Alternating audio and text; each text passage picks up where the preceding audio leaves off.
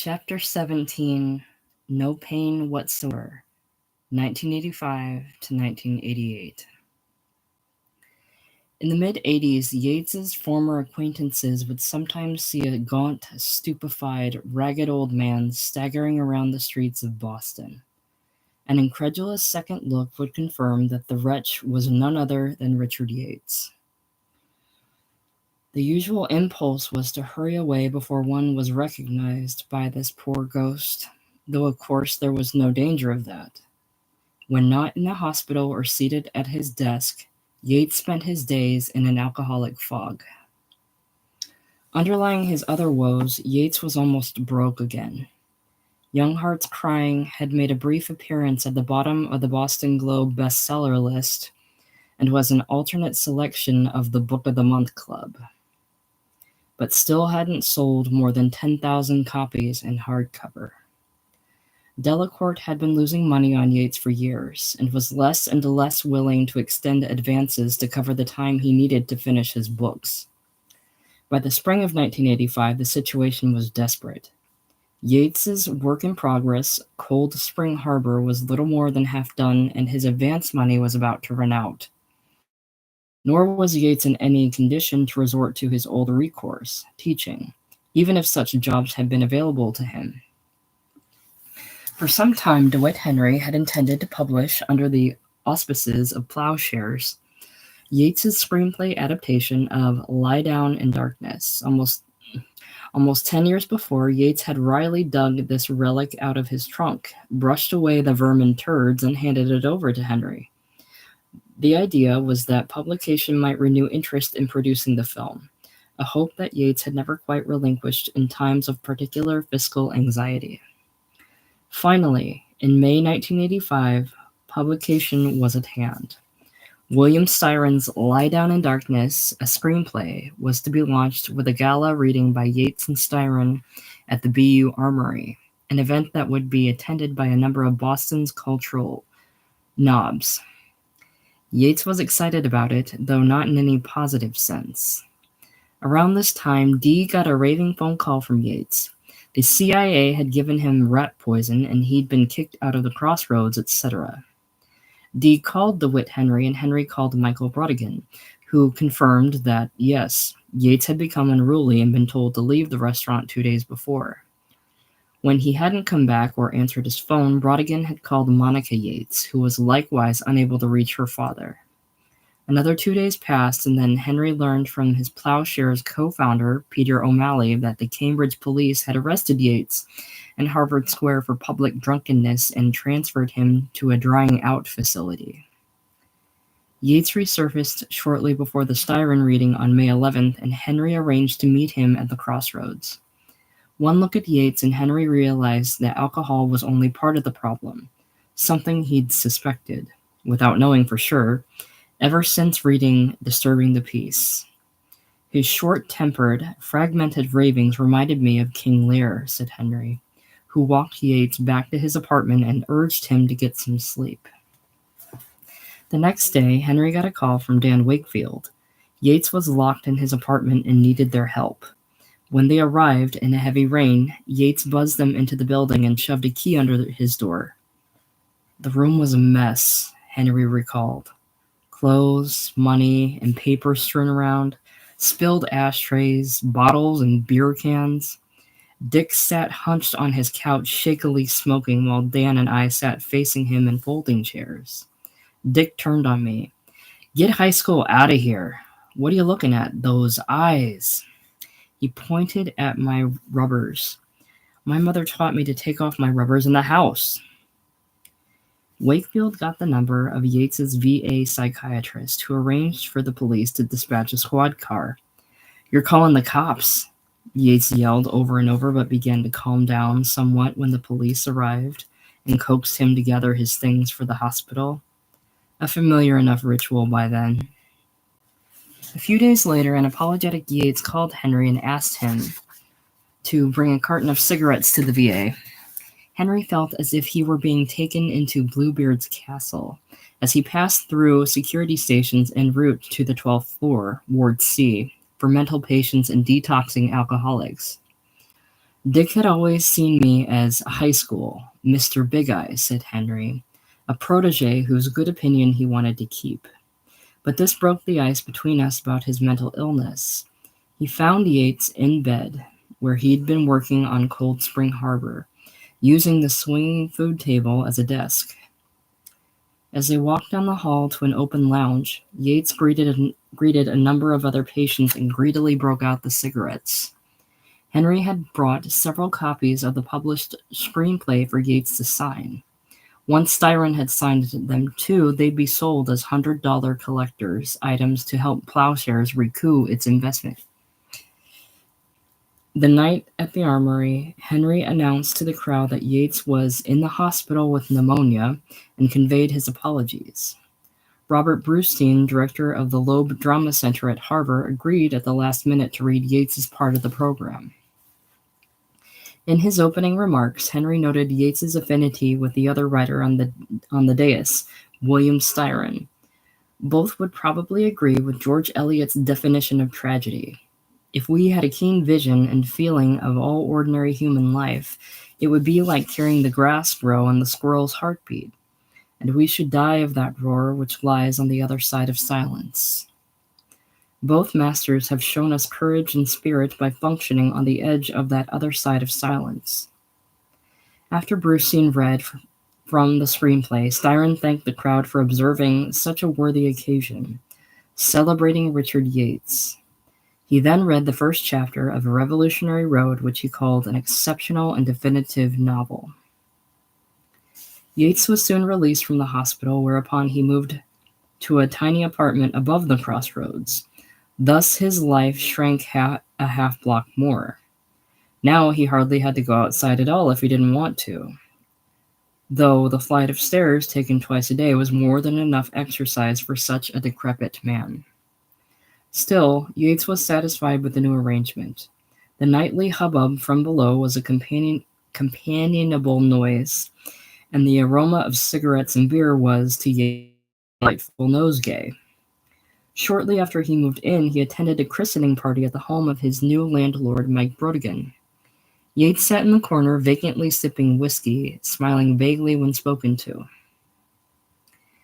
Around midsummer, Yates's latest advance, actually an advance for the book after the unfinished Cold Spring Harbor, since by then he was a full book behind on his contract, ran out, and Delacourt held fast against further payments until the present novel was delivered. At such desperate moments in the past, Monica McCall had not only commiserated with Yates, weathering his panicky phone calls with motherly patience and signing her notes with love, but she'd also found ways of putting money in his pocket until the crisis had passed. Mitch Douglas did his best. He, too, loaned Yates money, and only a few years ago he'd compelled Sam Lawrence to increase his advances to Yates by confronting him with a firm offer from another publisher. All the while, though, Douglas was given to hectoring Yates about meeting his contractual obligations, and it was clear to both men that neither was very dear to the other.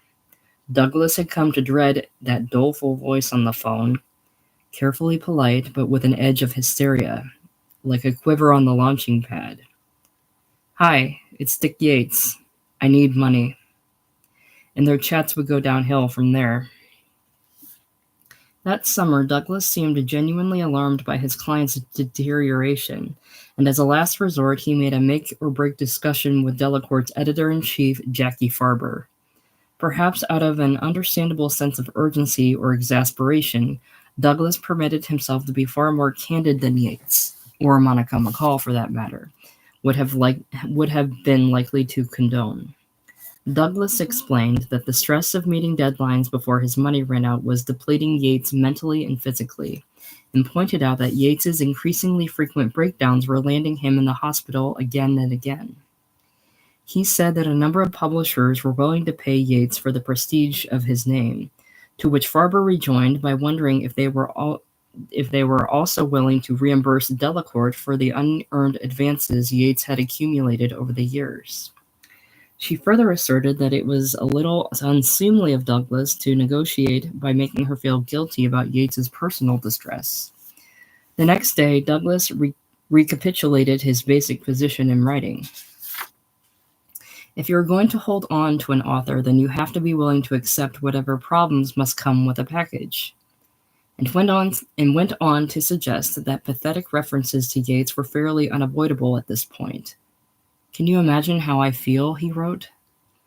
As it happened yesterday, when Richard Yates tells me that he has lost 15 pounds and looks like a concentration camp victim because he has had to survive the past few weeks on 2 eggs mixed in a glass of milk, and that he was going to have to go back in the hospital simply to have food to eat, I can't feel very good as an agent or as a human being when I have indications that there are publishers out there who are willing to pay Yates the kind of advances he needs to meeting financial obligations and put food in his mouth. Farber must have been touched in spite of herself, as she insisted on taking Yates to lunch and trying to work out their differences in person. Douglas went along, my heart in my mouth. Within 20 minutes, he recalled, Dick had downed 4 drinks and spilt a 5th on the tablecloth and then burnt a hole in it.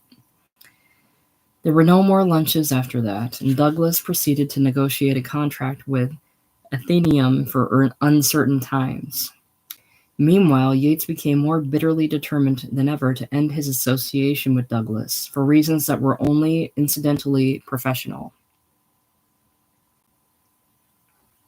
The moment arose when Monica Yates submitted a novel, Looking Good, based on her experience as a nurse at an Avon Old Farms camp for overweight children.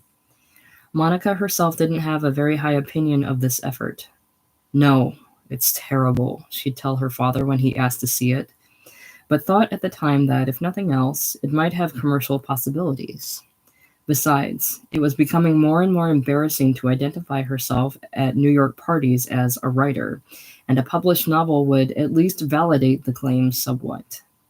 But already she was backing away from a literary career, and when Douglas agreed to represent the work, a terrific read, she implored him not to let her know about any rejections.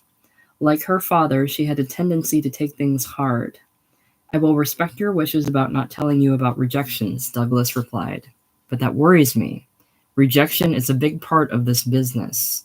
If you can't deal with the rejection factor, perhaps you should be doing something other than writing. I love you, and think you are very gifted, but I want you to be happy, and part of the business is dealing with the business on its own terms. With this note, he enclosed the standard 1-page agency agreement, which irrevocably tied her to ICM as agent for the work in question. Monica refused to sign it. Such an agreement, after all, was even then causing her father a lot of grief. Monica was more relieved than not when Douglas regretted that he couldn't represent her if she wouldn't sign. But when Yates heard of the matter, he was furious, or affected to be. Nobody talks to my little girl like that, he raged at Douglas in the course of firing him over the phone. One of the most welcome communications I ever had in my life, said Douglas. Such was Yates's disdain that he was willing to terminate Douglas's services, even though the man would continue to receive commission on Yates's future work. Still, he had few regrets about firing Douglas at whatever cost. Apart from his less rational antipathies, he viewed the agent as an indiscreet man who lacked a proper appreciation for his work. Footnote. I know that you have not been tremendously pleased with the quality of Yates's last 2 books, Douglas wrote Jackie Farber, and frankly, I don't see the situation getting any better. One of the 2 books was Liars in Love. Since breaking off with you on the phone that day, he wrote Douglas, I have only become more certain, rather than less, that it was the right decision. I'm very glad, too, that you will continue to receive your share of whatever income the novel Uncertain Times may bring. I won't forget the many examples of your patience with me over the years, and hope we can remain on decent and business-like terms. It would be hard to say which man was more relieved to be rid of the other. Yates was drinking too much to be anything but a burden, and his company was simply unbearable most of the time. His daughter Monica adored him, but at a distance. He was the one person who seemed to understand her perfectly, and their long animated phone conversations were a solace to both in these later years. Moreover, Monica's appreciation for her father's work continued to grow over time, and she was forever thrusting his books on acquaintances. One of these was her ex-boyfriend Larry David, a comedian and future co-creator of the TV show Seinfeld. Footnote: Larry David used Monica as a partial model for the character Elaine Baines in the series. He and Monica had remained good friends after their breakup, and such was David's admiration for her father that Monica invited him to meet Yates over dinner. When David began to demur, "I didn't want to meet him or anybody," Monica pleaded. Her father was bound to drink too much, and she dreaded being alone with him. Reluctantly, David relented. When he arrived at the Algonquin on the night in question, Monica was late, and David found himself face to face with the writer he admired so much. The latter was gruffly civil, though he seemed to take a dim view of David's teetotaling. The younger man tried to break the ice with a funny story about how he'd pretended to be suicidal to get out of Vietnam, and showed Yates the tragic face he used to pull while marching with the National Guard. Yates pointed out that he himself was a veteran of World War II. Eventually, Monica turned up. Over dinner, her father remained mostly sober, though he had at least one awful coughing fit, and his wheezy muttering was all but unintelligible to David, who relied on Monica to translate. In general, Yates was not amused by David, deploring his lack of courtliness toward Monica, though the couple were only friends. As for David, he was thoroughly intimidated, and when it came time to leave the restaurant, he found himself in a bind. It had begun snowing outside, and David's expensive suede jacket would almost certainly be ruined. He was tempted to turn it inside out, but the lining was garish and liable to be denounced by Yates. As David recalled, "Should I risk a rebuff from a great writer? I decided to eat, i.e., absorb the cost of the jacket. It was never the same." The loud lining may or may not have provoked Yates, but the Seinfeld episode based on this meeting most certainly did, as we shall see. Usually, the repercussions of Yates's rare forays into the world were far from comical. When he combined a visit to Gina with a writers' conference at the University of Denver, he almost managed to undo 14 years' worth of relatively good behavior with his daughter. His old friend Seymour Epstein was on the Denver faculty, and Yates got up for their meeting with a heedless drinking spree. At a conference luncheon, Yates took the hostess aside and said, "Look, I'm an alcoholic. When I sit down to eat, I need a glass of bourbon beside me at all times. Is that understood?" By the time he arrived at Martha's door the next day, he was haggard and trembling with hangover, and for once, not even Gina could cheer him up. Indeed, nothing she said was right. "Why'd you say that? What do you mean?" Yates snapped at her over and over. On the brink of tears, but determined as ever to please, Gina tried to explain that she was paying him a compliment, that she was proud to have such a famous writer for a dad. Yates looked more pained than ever. "You don't understand," he said. "You don't get it." Then, at urgent, torturous length, he tried to explain that fame wasn't important. He didn't want to be loved for that, but his speech began to fail as if he were lapsing into aphasia. He'd stutter and stop in mid-sentence, then make a frustrated face and start over.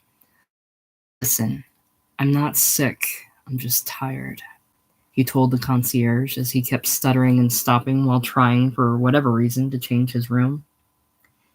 When Gina woke up the next morning, Yates was sitting on the other bed staring at her. Then he took a step toward the bathroom and collapsed. The terrified girl ran screaming into the hall and flagged down an employee who called an ambulance. "It's okay, we just had a little seizure here," a medic said as they loaded Yates onto the gurney.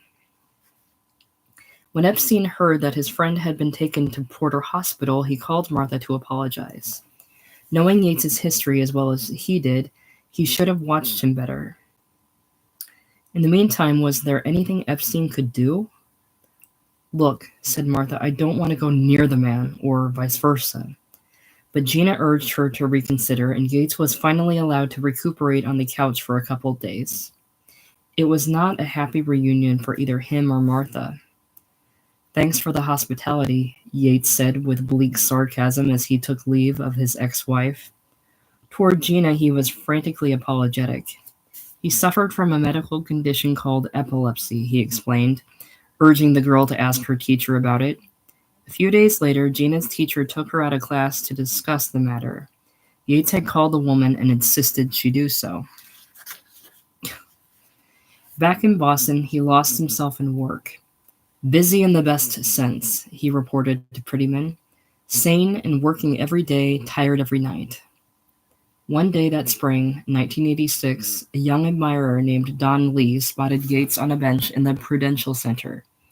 Yates was on his way to the post office to mail Cold Spring Harbor to his publisher and had to stop every few yards to get his wind back.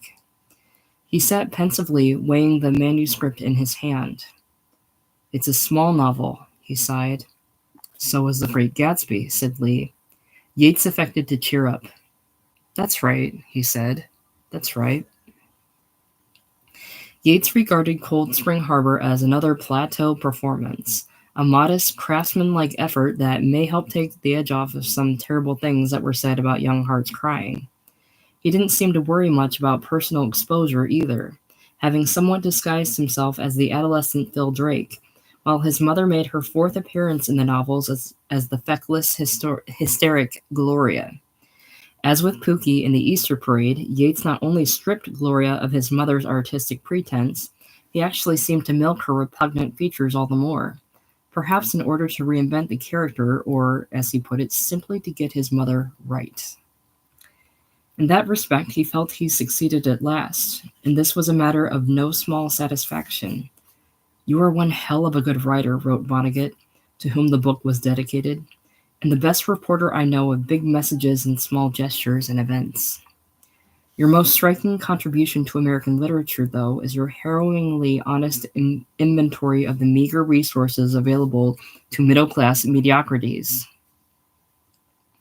That was about as good a way as any to summarize Yates's achievement, and most critics agreed that Cold Spring Harbor succeeded along just those lines.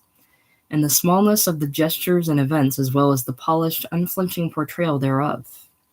Reading this meticulously crafted novel, one wonders why the author has made matters so difficult for himself, wrote Elaine Kendall of the Los Angeles Times, bluntly describing the plot as having to do with pitiful losers who slide passively into poverty, alcoholism, blindness, and lunacy, an unpromising synopsis but hardly inaccurate. Against all odds, Kendall continued, Yates has managed to show that chronic misery can be as much an art form as acute agony. Howard Frank Mosher, writing in the Washington Post, also felt obliged to win back the faint-hearted after a grinding recital of the novel's plot. If all this sounds terribly bleak, I should quickly point out that Cold Spring Harbor is so consistently well-written, just unsentimental and sympathetic, that the intertwined lives of the Shepherds and Drakes are every bit as fascinating as they are grim. Most revealing was the dialectic between the daily and Sunday reviews in the New York Times by Michiko Kakutani and Lowry Pay, respectively, which reminded one yet again of what Stuart Onan called the tricky heart of Yates's fiction.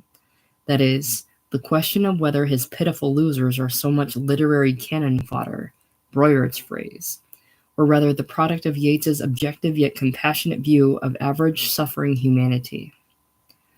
Mr. Yates writes of these characters with sympathy so clear-hearted that it often feels like nostalgia for his own youth, Kakutani observed, and yet he is also thoroughly uncompromising in revealing their capacity for self-delusion, their bewilderment in the face of failure.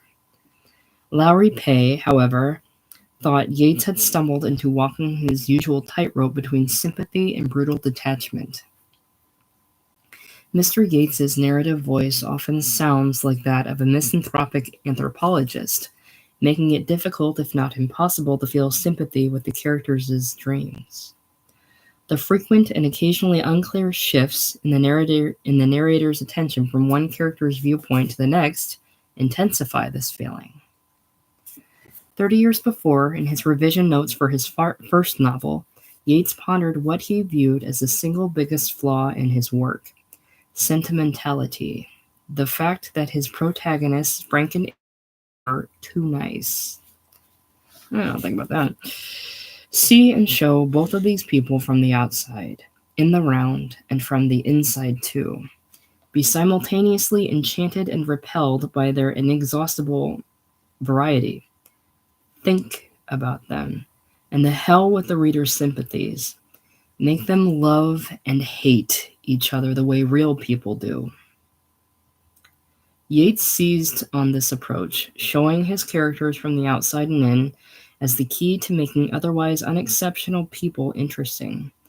And nowhere in his fiction is the omniscient view more flexible, even to the point of apparent vacillation, than in Cold Spring Harbor. Rather tellingly, Pay echoed Yeats's and hence Fitzgerald's own words when he called the effect an uneasy combination of acceptance and revulsion. That is, an unfocused viewpoint, as if the author himself didn't quite know what he thought of these characters and wished to have it both ways. In fact, Yates wanted to have it many ways, every conceivable way, just as long as the basic integrity of the character remains intact, a fixed entity viewed from a variety of angles. Thus, over cocktails with the elder shepherds, Gloria watches her beloved daughter with a gelid eye as the latter burbles to her in-laws that she's never been happier. It reminded Gloria of Curtis Drake at his most vapid. But then Rachel had always been her father's child. This is unkind, though it aptly reflects Gloria's jealousy toward her daughter's happiness and closeness with the shepherds and Curtis Drake, while at the same time being a fairly just observation. Rachel is vapid. Rachel, in turn, is loyal enough to Gloria not to discuss the latter's rotten tomato smell with her brother, but she's also determined to be a better mother to her own child than Gloria was to her. In short, both mother and daughter love and hate each other the way real people do, an ambivalence that particularly applies to families. In the same way, Yates manages to make the loutish Evan Shepherd a somewhat interesting, somewhat sympathetic character. Evan's extreme limitations lead him from one dreary disappointment to the next, but he goes on doing his little best withal. He refrains from outright rudeness toward the egregious Gloria, and is a doting, if doltish, father to his young daughter. But then, too, he hits his wife and calls her soft as shit, and in the eyes of his brother-in-law, he's a dumb bastard. This asshole was going to spend the rest of his life on the factory floor with all the other slobs, and it would serve him right. And that's true, too, as Gloucester says in Lear. But Pay has a point of sorts. The narrator's essential attitude toward Gloria Drake would seem mostly one of revulsion, period, such that the reader is unlikely to feel anything but gratified by her eventual comeuppance. Indeed, there seems something a little gleeful, even misanthropic, in the narrator's tabulation of Gloria's defects, most of them expressed in grossly physical terms. Her armpit, at a girlish and disarming laugh, serves only to call attention to how loose and ill-defined her lips are, and thus makes her look like a shuddering clown. Her hair is a blend of faded yellow and light gray, as if dyed by many years of drifting cigarette smoke. She has a frail, slack little figure. She talks until veins the size of earthworms stand out in her temples, until white beads of spit gather at the corners of her mouth. To pantomime worry, she makes as if to put her hand on her heart, but instead cups and clasps her pendulous left breast as if she were feeling herself up. And so on and on. It's a bit much, and barely ameliorated by Charles Shepherd's gallant observation that it's wrong to make fun of a lonely woman, in this case Gloria, as if all lonely women are doomed to become cackling, malodorous clowns. On the other hand, such people do exist in some form or another, and one can only reiterate that Yates viewed Gloria as the best likeness of Dookie he ever managed, a triumph. And if she fails to win the reader's sympathies, as Yates was careful to remind himself, the hell with the reader's sympathies. which, in a nutshell, may explain why Cold Spring Harbor didn't sell and why, for that matter, Yates's books kept going out of print. To repeat the obvious, most people don't like reading about, much less identifying with, mediocre people who evade the truth until it rolls over them. And yet most of us face such a reckoning sooner or later, and few of us are really the brave, stoical mavericks or handsome, heedless romantics out of Hemingway and Fitzgerald, who do stay in print. If Yeats seemed to vacillate between acceptance and revulsion toward his people, with a decided emphasis on the latter in the case of Gloria Drake and certain others, it was at least in pursuit of an honest synthesis. Cold Spring Harbor is a good minor novel, not one of Yates's best or worst, but utterly representative. As such, it wasn't likely to attract new readers or alienate old ones, what few were left, and this was perhaps as it should be. Impoverished, broken in health, often drunk and demented, Yeats deviated not a whit from the true north of his artistic conscience. Cold Spring Harbor, then, was a suitable last transcendence, though to Yeats it was simply a matter of 9 books down and 6 to go. The delivery date for Uncertain Times was November 1987, and Yeats felt fairly confident that he could manage it. Though certain scenes were already proving stubborn and difficult, the basic plot was blocked out. And most of the book, the early parts anyway, had been a pleasure to write. Meanwhile, he also produced an essay on the subject of Cassell's 1961 novel Clem Anderson, which Yeats described as the best novel I know of on the subject of writing, or on the condition of being a writer, the very theme Yeats himself was then grappling with. And that alone seems marvelous because so many other novelists have found only embarrassment in the same material. Yeats's appreciation appeared in both Plowshares and the volume Rediscoveries II, the second, and was instrumental in persuading Pushcart Press to reissue Cassell's novel a few years later, an edition for which the essay served as introduction. Yeats's effort was in homage to a man who'd provided enormous moral and professional support over the years, in light of which Yeats was only a little disgruntled, but distinctly so, when he noticed that in the new edition's special thanks were offered to David Madden, Peggy Bach, and DeWitt Henry, but not himself. In fact, the essay had been a strain for Yeats, and not simply because he took little pleasure in writing criticism. Spent most of the day trying to wade through Verlin Cassell's endless novel and haven't finished the damn thing yet. Yeats had noted a quarter century earlier when Clem Anderson was first published. He's still a very good writer, but oh Jesus, how the book does go on and on.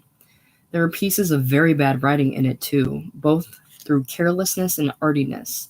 And I'm not sure, but there's something essentially weak in the overall idea of the thing. Haven't been able to say what yet, though, except that his central character becomes a terrible bore after a while instead of the genius he is supposed to be.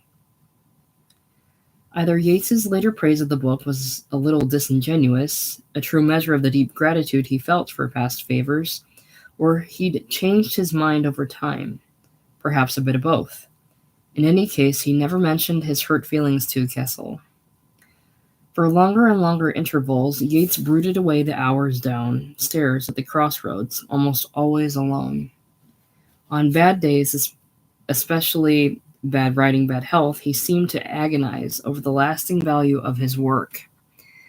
This at a time when he knew his reputation was already fading. Often a stranger's compliment would leave him incredulous, and any mention of his lesser novels pained him deeply. Don Lee, then an MFA student at Emerson, visited Yeats occasionally at the crossroads, and one day saw him intently scribbling on a napkin. Embarrassed when Lee asked him about it, Yeats reluctantly revealed that he listed the titles of his own books, a frequent occupation by then. 9 books, said Yeats. 9's not so bad, is it? Yeats appreciated company, any company, though conviviality took precious energy when he was careful to hoard for his work. He rarely wrote or received letters anymore, and most of his friends had fallen out of touch one by one. No matter how ravaged and feeble he became, though, the sight of a pretty woman acted on Yates like a galvanic elixir, and his standards remained as ambitious as ever. At an Emerson College party, he turned to Wakefield and wheezed, "Look at that one. I'm going to put the moves on her." The girl was perhaps 19, and sure enough, Yates hobbled over, for better or worse. Around this time, too, Robin Metz came to Boston and was sad to find his old friends so sickly and forlorn. At their second meeting, though, Metz brought a former student who had moved to the area, one Sue Doe, and Yates seemed to drop 20 years in an instant. But whether he was able to accept it or not, Yates's Lothario days were over. Once he called Wendy Sears and asked her to come to his apartment and help him make his bed. While she arranged the dank grayish sheets as best she could, Yates excitedly told her that he had a date that night with an attractive young woman, the first in a long, long while, and hoped to make love to her after a fashion. A few days later, Sears asked how it went, and Yates sadly admitted the woman had stood him up.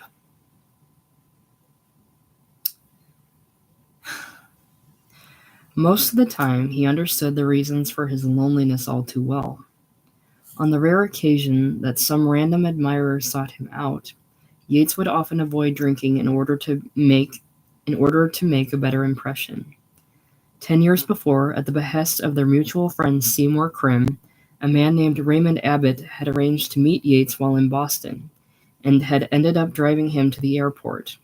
When Abbott called again in 1986, he eagerly invited him to the crossroads, though he hadn't the faintest idea who the man was. To Ray, he inscribed, "Cold Spring Harbor, in regret for having been smashed on the way to the airport that time." During their second meeting, Yates sipped club soda and chain-smoked. After several hours of halting conversation, Abbott tried to say goodbye. "Do you have to go just yet, Ray?" Yates asked again and again. "Can't you stay a bit longer?" His loneliness was so painfully obvious that Yates was obliged to explain, in so many words, that most people had given him up as a drunk. When Abbott asked about women, Yates just shrugged and shook his head. That year, another admirer, Martin Juvoski, spent a single, strange, and somewhat distressing afternoon with Yates.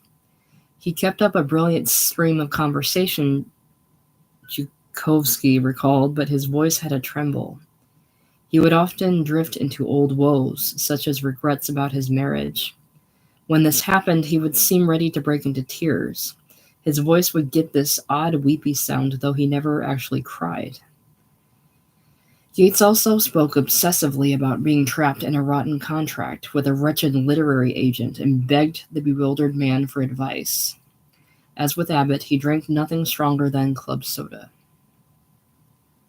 Every so often, the awfulness would overwhelm Yates, and he'd go from soda to beer to bourbon and back to the hospital. His health was such that any kind of sustained drinking was all but guaranteed to cause a breakdown. That winter, Wendy Sears called to check on Yates, who gagged and gurgled on the phone for some 15 minutes before finally hacking out, "Help me." Sears was afraid of what she'd find in Yates's apartment, and called around until DeWitt Henry agreed to investigate. He and Brodigan found Yates unconscious in a room spattered with blood and garbage.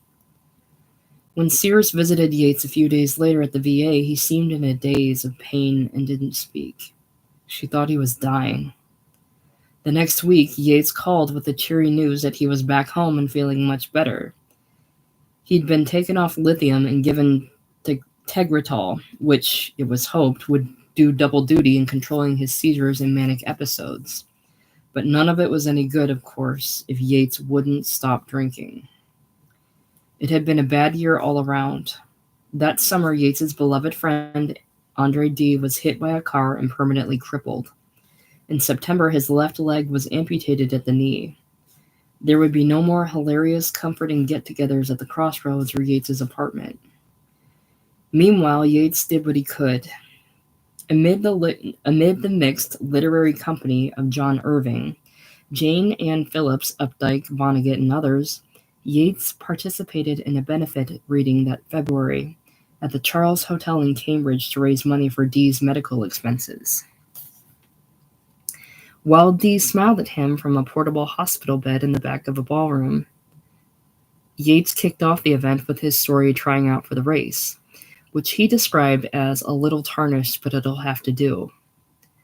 When he finished, charming the audience with a quiet, dreaming tale, according to the Boston Globe, he introduced the next reader, Vonnegut, who Yates said had promised to be just as long and just as lugubrious. Nothing much happened to Yates for another 5 months, when his second grandchild, Emily, was born, July 17, 1987. Yates took a shuttle flight to New York and left the same day, lingering long enough to deliver a bouquet of flowers to Sharon and, once again, take his son-in-law out for a celebratory drink. As Yates was leaving the hospital, he heard a familiar voice. "Hi, Dick." And there was his first wife, Sheila, whom he hadn't laid eyes on in 20 years. Startled, he dropped something to the floor but was too feeble to bend over and pick it up. Sheila handed it to him. He was so weak and done in, she remembered. His life was over, and we had nothing to say to each other. Later, Yates called Sharon and expressed his amazement. "My God, she's an old lady. She let her hair go white." By the end of the summer, it was clear that Uncertain Times wouldn't be finished by November or anywhere close. Nor was there any question of renegotiating his contract. Yates had no agent, no capacity for handling such matters on his own, and no semi-tractable publisher such as Sam Lawrence. By a somewhat happy coincidence, his friend DeWitt Henry was then acting chair of the creative writing program at Emerson, and was able to provide Yates a one-semester appointment teaching undergraduates. After that, he was on his own. By then, Yates was viewed in Boston and beyond as an unemployable drunk, but if he managed to acquit himself at Emerson, he might regain a measure of credibility. This was the idea anyway, and in fact, Yates rose to the occasion rather nicely. He met all his classes and even recommended his students work for the Discovery issue of Plowshares, writing an introduction to the accepted story. But it was shaping up to be a cold winter. With his advance gone and the semester almost over, Yates was facing total destitution, and even the better case scenarios were grim.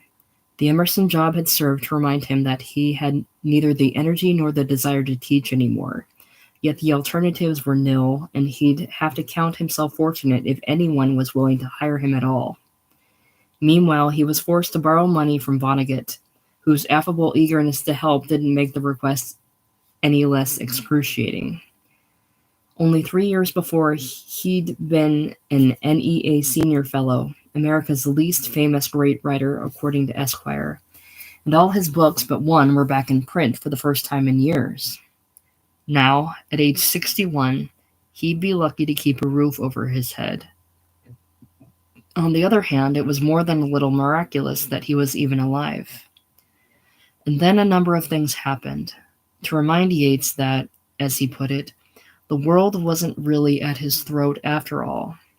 Dee, Vonnegut, and others got the word out that Yates was in trouble, and benefactors soon began to appear.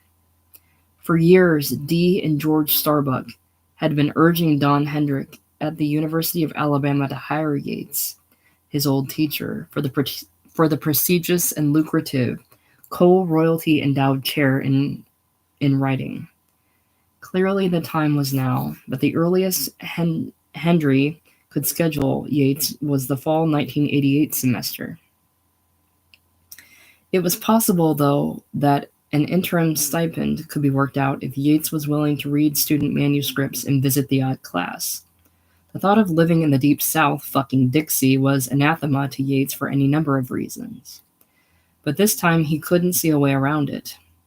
By December, he'd arranged to forward his mail to the Alabama English department, but then a most improbable savior intervened. Yates's old nemesis, David Milch, was now in Los Angeles as producer of the hit TV series Hill Street Blues. Looking back, Milch can't recall who told him of Yates's predicament.